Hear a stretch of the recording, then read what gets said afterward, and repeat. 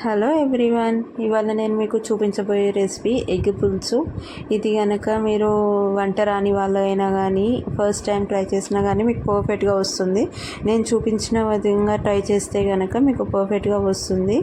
ఇది మీరు బగారా రైస్లో కానీ ప్లెయిన్ రైస్లో కానీ ఇంకా చపాతీస్లో కానీ ట్రై చేస్తే మీకు పర్ఫెక్ట్గా సెట్ అవుతుంది.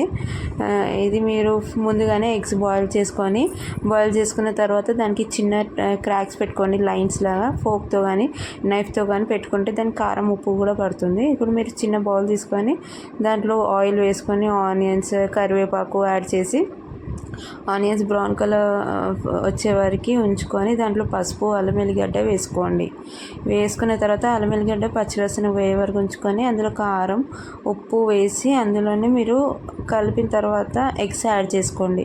ముందుగానే ఎగ్స్ యాడ్ చేసుకుంటే ఏంటంటే మీకు దానికి కూడా ఉప్పు కారం బాగా పడుతుంది, లేకపోతే చప్పచప్పగా ఉండి పిల్లలు తినరనమాట. సో ముందుగానే యాడ్ చేసుకుంటే దానికి ఉప్పు కారం పట్టి దాని తర్వాత అందులోనే మీరు ధనియాల పొడి జీలకర్ర పొడి యాడ్ చేసుకోండి. తర్వాత మీరు అందులోనే చింతపులుసు యాడ్ చేసుకోండి.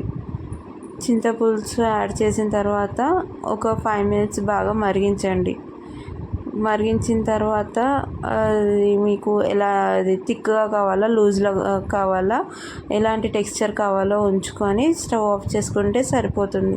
ఎంతో యమ్మీగా ఉండే ఎగ్ పులుసు